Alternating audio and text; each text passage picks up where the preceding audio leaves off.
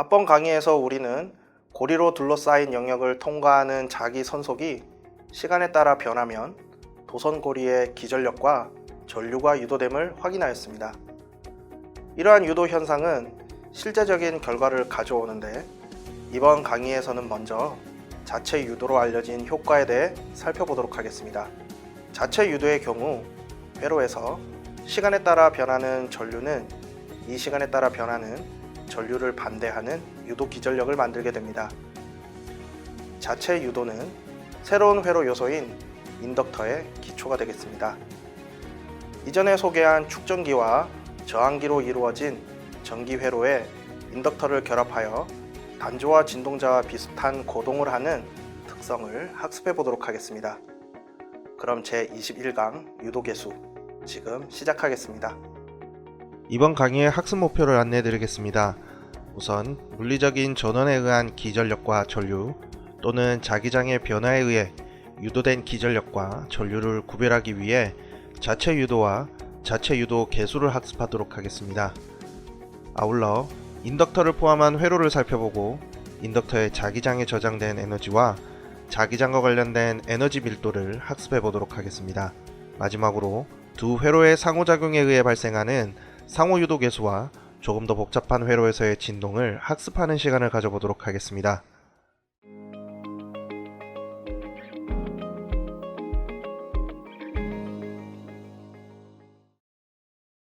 이제 우리는 패러데이 법칙을 공부하였기 때문에 전지와 같은 물리적인 전원에 의한 기전력과 전류 또는 자기장의 변화에 의해 유도된 기전력과 전류를 주의해서 구별할 필요가 있겠습니다. 기전력 또는 전류를 수식 없이 쓸 때는 물리적인 전원과 연관된 용어를 기술하는 것이고, 유도를 붙였을 때는 자기장의 변화에 의한 기전력과 전류를 나타낸다고 이해해 주시면 좋겠습니다. 다음 그림과 같이 스위치와 저항기 그리고 전원으로 구성된 회로를 생각해 보겠습니다. 회로도는 회로에 흐르는 전류에 의한 자기력선의 방향을 보여주고 있습니다. 스위치를 닫을 때 전류는 0에서 즉시 최대값에 도달하지 못함을 관찰하게 될 것입니다. 패러데이의 전자기 유도 법칙을 사용하여 이 효과를 살펴보도록 하겠습니다. 이 회로는 전류고리입니다. 따라서 이는 자기장의 원천이 되며 자기력선들은 회로 자체의 고리를 통과하겠습니다. 스위치를 닫은 후 시간에 따라 전류가 증가함에 따라 회로 고리를 통과하는 증가하는 자기손속이 발생하겠는데요. 이 증가하는 자기손속은 회로에 기전력을 유도하겠습니다. 이 유도 기전력의 방향은 고리에 유도 전류를 발생시킬 것이며, 그로 인해서 원래의 자기장 변화에 반대되는 자기장을 형성할 것입니다. 그러므로 유도 기전력의 방향은 전지의 기전력 방향과 반대 방향이 되며 결국 전류가 나중 평형값까지 순간적이 아닌 점진적으로 증가하게 될 것입니다. 유도 기전력의 방향 때문에 이 기전력을 역기전력이라고도 하는데요. 이런 현상을 자체 유도라고 합니다. 이는 회로를 지나는 자기 손속의 변화가 그 회로 자체에 의해 발생되기 때문입니다. 또한 이 경우에 발생된 기전력을 자체 유도 기전력이라고 합니다. 자체 유도를 정량적으로 다루기 위해 우선 패러데이 법칙으로부터 유도 기전력은 자기손속의 시간 변화율의 음의 값임에 주목하겠습니다. 자기손속은 자기장에 비례하고 자기장은 회로에 흐르는 전류에 비례하기 때문에 자체 유도 기전력은 항상 전류의 시간 변화율에 비례하게 되며 임의에 닫힌 회로에 대해 다음과 같이 쓸 수 있겠습니다. 여기서 L은 비례상수로서 회로의 기하학적인 모양과 물리적인 특성에 따라 정해지는 고리의 자체 유도 계수라고 하며, 줄여서 유도계수 또는 인덕턴스라고도 합니다. 조밀하게 n번 감은 코일에 전류 I가 흐르는 경우 패러데이 법칙은 자기손속의 시간에 따른 음의 변화율에 n값을 곱해준 것과 같으므로 다음과 같이 표현할 수 있습니다. 이 식에서 자기손속은 한 바퀴 감은 도선마다 같다고 가정하였으며 L은 전체 코일의 자체 유도계수가 되겠습니다. 또한 자체 유도계수는 다음과 같이 표현되겠습니다. 저항이 전류에 대한 방해 정도의 척도인 반면 자체 유도계수는 전류의 변화에 대한 방해 정도의 척도임을 보여주고 있음을 확인하시기 바랍니다.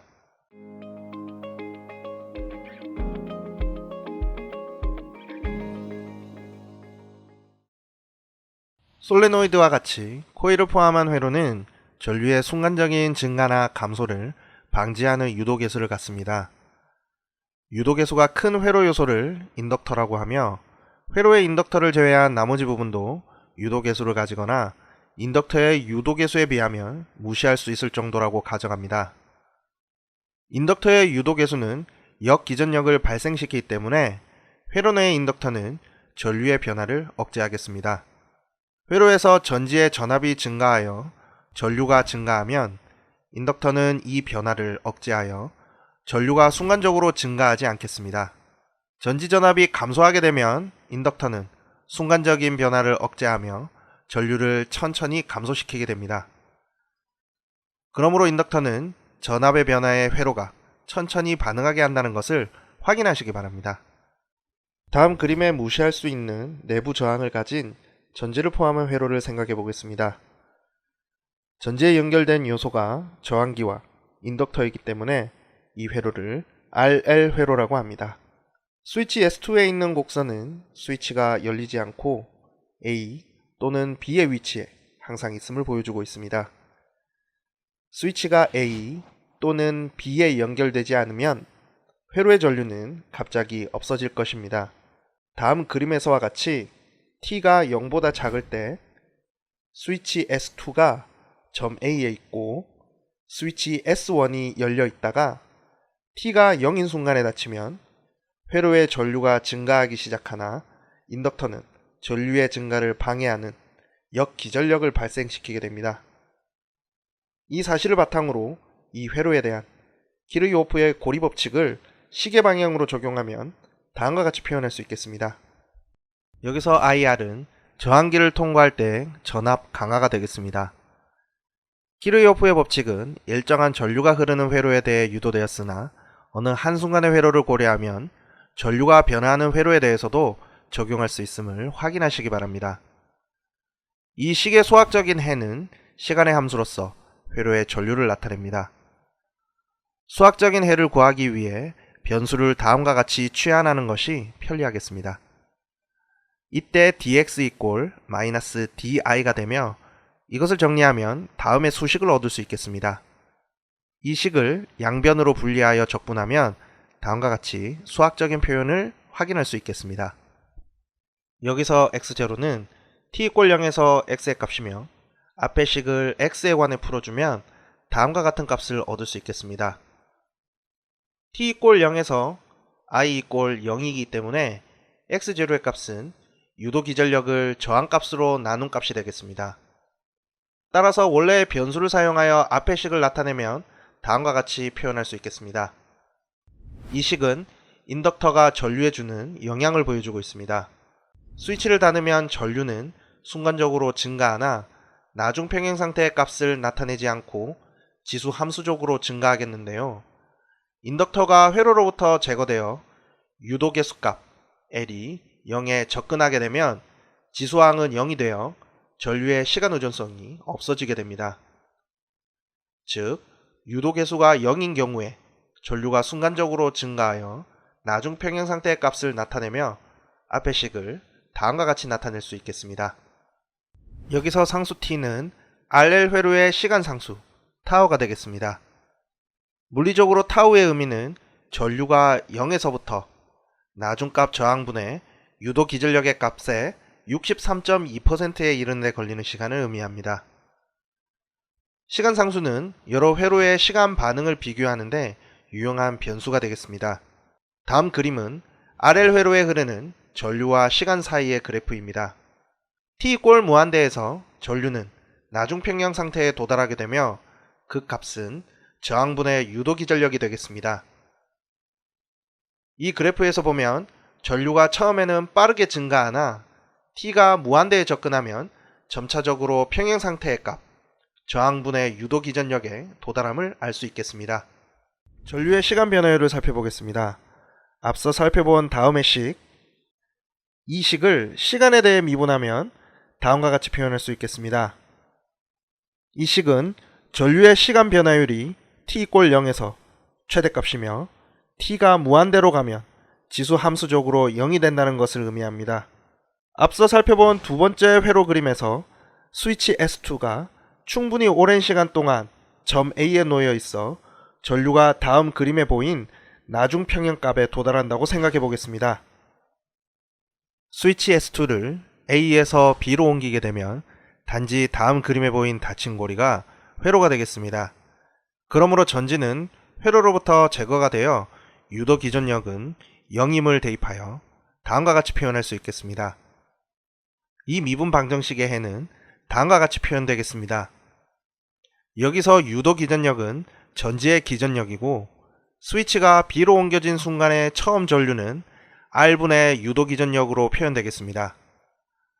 만일 회로에 인덕터가 없으면 전류는 전지가 제거될 때 즉시 0으로 감소되는데요. 인덕터가 존재하면 전류의 감소를 억제하여 전류가 지수적으로 감소하겠습니다. 회로에서 시간대 전류 그래프는 다음 그림처럼 전류가 시간에 따라 지속적으로 감소함을 보여주고 있습니다.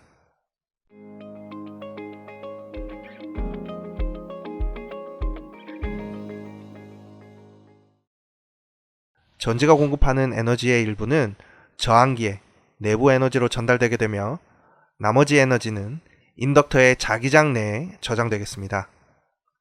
앞서 살펴본 다음의 식, 이 식 양변에 전류를 곱하게 되면 다음과 같이 표현되겠습니다.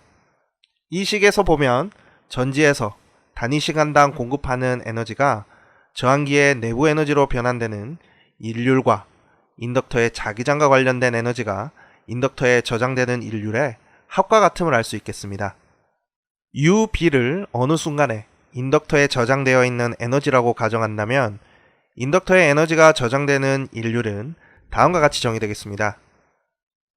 어느 순간에 인덕터에 저장된 전체 에너지를 구하기 위해 위식을 다음과 같이 고쳐 쓰게 되고 이 식을 적분하면 최종적으로 다음의 수식을 얻을 수 있겠습니다. 여기서 L은 상수이므로 적분기호 앞으로 나올 수 있으며 전류가 I일 때 인덕터의 자기장 내에 저장되어 있는 에너지를 나타내겠습니다. 이 식은 축전기에서 전기전 형태로 저장되는 에너지와 비슷한 형태이며 두 경우 모두 장을 형성하기 위해서는 에너지가 필요함을 확인할 수 있겠습니다. 또한 자기장의 에너지 밀도를 구할 수 있으며 이를 지난 17강 전류와 저항 강의에서 구한 전기장 에너지의 밀도와 비교할 수 있겠습니다. 간단히 하기 위해 자체 유도 계수를 가지는 솔레노이드를 고려해보면 솔레노이드의 자체 유도 계수 L은 다음과 같이 표현되겠습니다. 또한 솔레노이드의 자기장은 다음과 같이 기술할 수 있겠습니다. 자세한 유도 과정은 개별적인 과제로 남겨드리도록 하겠습니다. 따라서 자기장 B와 유도 계수 L을 다음의 식에 대입하게 되면 저장되어 있는 에너지는 다음과 같이 표현할 수 있겠습니다. 인덕터의 자기장 에너지 밀도 또는 단위 부피당 저장되어 있는 에너지 밀도는 UV를 부피로 나눈 값이 되며 이는 다음과 같이 기술되겠습니다. 이 식은 솔레노이드라는 특별한 경우에 유도된 것이지만 자기장이 존재하는 모든 경우에 사용될 수 있음을 확인하시기 바랍니다. 또한 이 식은 전기장 내에 저장되어 있는 단위 부피당 에너지와 유사한 형태인데요. 두 경우 모두 에너지 밀도는 장의 크기의 제곱에 비례한다는 것을 확인하시기 바랍니다.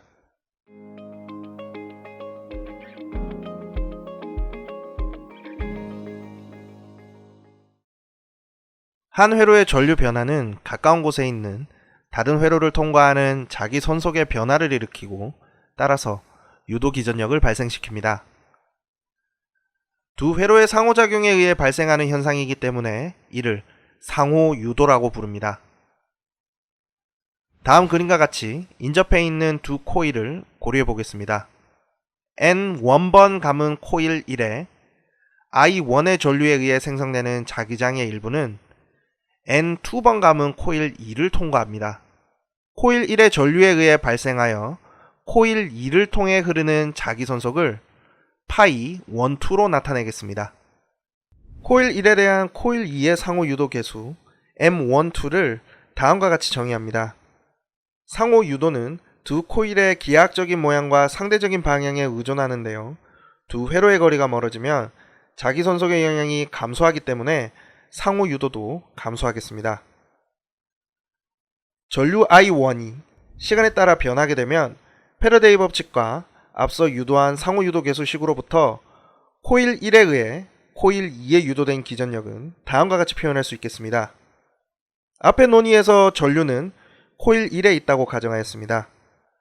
마찬가지로 코일 2에 I2가 흐른다고 가정할 수 있겠는데요. 앞에서의 논의를 바탕으로 상호 유도 계수 M21을 구할 수 있겠습니다.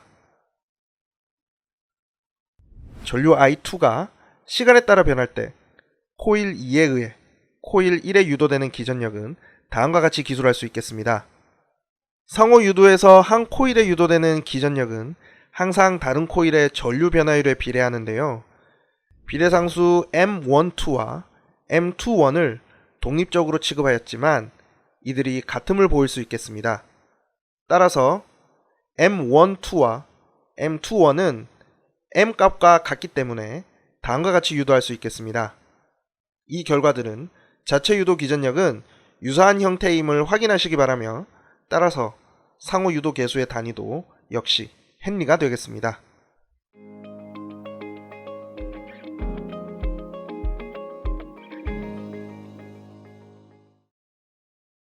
이번에는 다음 그림에 보인 것처럼 인덕터를 축전기에 연결해 보겠습니다. 이 조합이 LC 회로가 되겠는데요. 그림과 같이 스위치가 위치 A에 있으면 전지는 축전기를 충전하고 있을 것입니다. 회로는 저항이 없다고 가정하기 때문에 이 충전 과정은 본질적으로 순간적일 것입니다. 또한 저항이 없다는 것은 회로 내의 에너지가 내부 에너지로 변환되지 않는다는 것을 의미하겠습니다. 우리는 또한 에너지가 회로로부터 복사되지 않는 이상적인 상황을 가정하였는데요. 실제로 이러한 복사는 발생하게 되며 다음 강의에서 설명할 예정입니다. 축전기가 완전히 충전될 때 에너지는 축전기의 전기장에 저장되고 그 값은 EC분의 Qmax의 제곱값이 됨을 학습하였습니다. 스위치가 위치 A에 있으면 인덕터가 회로에 없기 때문에 인덕터에 에너지가 저장되지 않겠습니다. 이제 그림의 스위치를 위치 B에 연결한다고 생각해 보겠습니다. 이제 축전기는 방전되기 시작할 것인데요. 전하가 축전기 판을 떠나는 비율 혹은 축전기의 전하가 변하는 비율은 회로에서의 전류와 같겠습니다. 축전기의 전기장에 저장된 에너지는 감소하게 되겠는데요. 회로에 전류가 있기 때문에 일부 에너지는 이제 인덕터의 자기장에 저장되겠습니다. 그러므로 축전기에 저장되었던 전기장 형태의 에너지가 인덕터의 자기장 형태로 바뀌어 저장되겠습니다. 축전기가 완전히 방전되면 축전기에 저장된 에너지는 0이 되며 이때 전류는 최대값이 되고 모든 에너지는 인덕터에 저장되겠습니다. 전류는 같은 방향으로 흐르면서 크기가 감소하며 축전기는 결국 다시 완전히 충전될 것입니다. 이때 축전기 판의 극성은 처음의 극성과 반대로 됨을 이해하시기 바랍니다. 이 시점에 전류가 멈추고 인덕터에 저장된 에너지는 없겠는데요. 이 과정은 회로가 원래 최대 전하량 Qmax로 돌아올 때까지 또 다른 방전이 일어나게 되고 에너지는 계속해서 인덕터와 축전기 사이를 왔다 갔다 하겠습니다. 그림에서 스위치를 위치 B로 연결한 후 시간 T가 흘렀다고 생각해 보겠습니다. 이때 전하량은 Qmax의 값보다 작은 값을 가지며 전류는 Imax보다 작은 값을 갖게 되겠습니다. 회로의 저항을 0으로 가정하였기 때문에 회로에서 내부 에너지의 변화는 없으며 또한 전자기 복사도 없다고 가정하였습니다. 이러한 가정하에서 회로는 에너지에 대한 고립계이기 때문에 다음의 소식을 만족하겠습니다. 축전기와 인덕터에 각각 저장된 에너지인 식을 사용하여 시간에 대해 미분하면 다음의 소식을 얻을 수 있겠습니다. 회로에서의 전류가 축전기에 있는 전하량의 변화율과 같음을 상기함으로써 식 I equal dt분의 dq를 이용하여 위식을 변수가 하나인 미분 방정식으로 바꿀 수 있겠습니다. 즉 dt분의 di가 2차 미분의 값과 같다는 것을 앞 페이지에서 유도한 수식에 대입하게 되면 다음과 같이 유도할 수 있겠습니다. 이 식이 단조와 운동하는 입자에 대한 식과 같은 형태임을 유의하면 Q를 구할 수 있겠습니다. 이 단조와 운동하는 입자의 운동 방정식은 다음과 같음을 학습하였는데요. 여기서 K는 용수철 상수, M은 입자의 질량이 되겠습니다. 이 역학적인 방정식의 일반에는 지난 강의인 제10강 진동에서 학습하였듯이 다음과 같이 일반할 수 있겠습니다. 여기서 단조와 운동의 진폭과 위상 상수값은 처음 조건에 의존하여 앞서 유도한 다음의 식, 단진자의 운동 방정식과 같은 형태이기 때문에 해를 다음과 같이 일반할 수 있겠습니다. 여기서 Qmax는 축전기의 최대 전하량이고 각 진동수 오메가는 Q의 개수의 제곱근, 즉 다음과 같이 표현할 수 있겠습니다. 축전기의 전하는 극판 사이에서 반복되는 단조와 운동을 하겠습니다.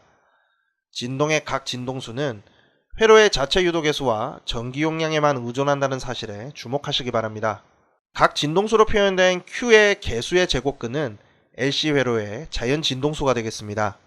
Q 값이 주기적으로 변하기 때문에 전류 또한 주기적으로 변할 것인데요. 이것은 앞서 일반화한 Q 값의 일반해를 시간에 대해 미분함으로써 다음과 같이 쉽게 볼 수 있겠습니다. 다음 그림은 LC 회로의 에너지 변환 과정을 나타낸 그래프입니다. 앞에서 언급한 바와 같이 회로의 거동은 식강에서 공부한 단조와 운동하는 입자의 거동과 유사하겠습니다. 예를 들어 물체와 용수철계를 고려해 보겠습니다. 그림의 제일 오른쪽에 이 역학적 계의 진동을 보이고 있습니다. 늘어난 용수철에 저장된 포텐셜 에너지는 2분의 1 kx의 제곱값인데요. 이것은 그림에서 축전기에 저장된 전기 에너지 20분의 q의 제곱값과 유사함을 확인하시기 바랍니다. 움직이는 물체의 운동 에너지는 2분의 1 mv의 제곱인데요. 이것도 움직이는 전하로 인해 인덕터에 저장된 자기 에너지 2분의 1 li의 제곱값과 유사하겠습니다. 그림 A에서 모든 에너지는 t = 0에서 축전기의 정기적 위치 에너지로 저장되는데 이는 I = 0이기 때문입니다. 그림 B에서 모든 에너지는 인덕터의 자기 에너지 2분의 1 Li 맥스 값의 제곱으로 저장되고 여기서 Imax는 최대 전류가 되겠습니다. 그림 C와 그림 D에서는 그 이후 4분의 1 주기마다 에너지가 모두 정기적 또는 자기적으로 저장되는 상황을 볼 수 있습니다. 중간 지점에서 에너지의 일부는 전기 에너지이고 또 다른 일부는 자기 에너지임을 그림 2를 통해 확인할 수 있겠습니다. 시간에 따른 Q와 I의 그래프를 다음 그림에 보였습니다. 축전기의 전하량이 Qmax와 마이너스 Qmax 값 사이에서 진동하고 전류가 Imax와 마이너스 Imax에서 진동한다는 것을 확인할 수 있습니다. 그리고 전류는 전하량과 90도의 위상차를 가지겠습니다. 즉, 전하량이 최대값일 때 전류는 0이고 전하량이 0일 때 전류의 크기는 최대값을 가짐을 확인하시기 바랍니다. 시간에 따른 U2와 UB의 변화를 다음 그림에 나타내었습니다. 이 두 값의 합은 일정하고 전체 에너지 20분의 Qmax의 제곱 또는 2분의 1 Limax의 제곱과 같습니다. 이것은 다음과 같이 간단히 보일 수 있겠습니다. 그림에서 두 그래프의 진폭은 같아야만 하겠습니다. 왜냐하면 축전기에 저장된 최대 에너지가 인덕터에 저장된 최대 에너지와 같아야 하기 때문입니다. 그러므로 소학적으로 다음과 같이 표현할 수 있겠습니다. 이상적인 상태에서 회로의 진동은 무한히 지속됩니다. 즉, 에너지 전달 및 변화를 무시할 경우에만 회로의 전체 에너지 U 값은 일정하겠습니다. 실제적인 회로에서는 항상 약간의 저항이 있기 때문에 약간의 에너지는 내부 에너지로 소모되겠습니다. 이번 강의 첫머리에서 회로로부터의 복사를 무시하였음을 언급하였습니다. 실제로 이 형태의 회로에서 복사는 불가피하며 회로의 전체 에너지는 지속적으로 감소함을 확인하시기 바랍니다. 이번 강의 초반에서 공부한 LC 회로는 회로의 저항이 0인 이상적인 경우를 살펴보았습니다. 이번에는 다음 그림과 같이 인덕터, 축전기, 그리고 저항기가 연결된 좀 더 실제적인 회로를 생각해 보도록 하겠습니다. 저항기의 저항은 회로의 모든 저항이라고 가정하겠습니다. 스위치를 위치 A에 오랫동안 연결하여 축전기를 처음 전화량 Qmax까지 충전하였다고 가정하고, 이번에는 스위치를 위치 B에 연결하면 새 회로 요소가 직렬 연결됨을 확인하시기 바랍니다. 회로로부터 전 자기 복사는 없다고 계속 가정하면 회로에 대한 식을 다음과 같이 적절하게 줄여 쓸 수 있겠습니다. 여기서 내부 에너지는 저항기가 따뜻해지는 것을 나타내는데요. 이제 이 방정식을 시간에 대해 미분을 하면 다음과 같이 표현할 수 있겠습니다. 계산 과정은 앞서 설명드린 LC 회로와 유사하기 때문에 교재를 참고하시어 다음과 같은 계산 과정은 개별적인 과제로 남기도록 하겠습니다. 2차 미분 방정식을 문제없이 유도하였다면 다음과 같이 표현된 수식을 얻을 수 있겠는데요. 여기서 RLC 회로는 제10강 진동 강의의 후반부에 설명드린 감쇄 진동자와 유사하다는 것을 확인할 수 있겠습니다. 감쇄조와 진동하는 입자에 대한 운동 방정식은 다음과 같은데요. 두 식을 비교해보면 입자의 위치 x 대신 q를 입자의 질량 m 대신 l을 b 대신에 r을 k분의 1 대신에 c를 대입하면 같은 형태의 식이 된다는 것을 확인할 수 있겠습니다. 다음 식의 해를 구하는 것은 미분 방정식 분야에서 다루게 될 것이므로 여기서는 결과만 가지고 회로의 정성적인 특성을 살펴보고자 합니다. 가장 간단한 경우인 r = 0일 때 이 식은 앞에 LC 회로가 되겠고 전해량과 전류는 시간에 대해 진동하게 되겠습니다. 이 경우는 역학적인 진동자에서 모든 감쇄가 없을 때와 동일하겠습니다. R이 매우 작은 경우는 역학적 진동자의 작은 감쇄의 경우와 유사하며 해는 다음과 같이 유도할 수 있겠습니다. 여기서 오메가 T는 회로가 진동할 때의 각 진동수이며 다음과 같이 표현할 수 있겠습니다. 즉, 축전기 내의 전해량 값은 점성유체 속에서 운동하는 물체의 용수철계의 감쇄 운동처럼 감소함을 확인하시기 바랍니다. 만약 두 번째 항이 첫 번째 항보다 매우 작은 경우, 즉 다음의 조건을 만족하게 되면 감쇄 진동자의 진동수 오메가 T는 비감쇄 진동자의 진동수 루트 LC분의 1의 값과 유사하겠습니다. 여기서 I = dt분의 dq이기 때문에 전류도 감쇄 진동과 같아질 것인데요. 다음 그림은 감쇄 진동에서 시간에 대한 전하량의 그래프이며, 또 다른 그림은 실제 RLC 회로의 진동에서 감쇄를 보여주는 오실로스코프 화면이 되겠습니다. 감쇄 물체와 용수철계의 진폭이 시간이 지남에 따라 감소하듯이 RLC 회로에서는 Q의 최대값이 시간이 지남에 따라 감소하겠습니다. 아래값이 큰 경우 진동이 매우 빠르게 감쇄되는데요. 저항이 그 이상 커지면 진동이 일어나지 않는 임계 저항값이 존재하겠는데 다음과 같이 주어지겠습니다. 마지막으로 R = RC인 경우를 임계 감쇄라고 하며 R이 RC의 값을 넘을 때를 가감쇄라고 정의하겠습니다.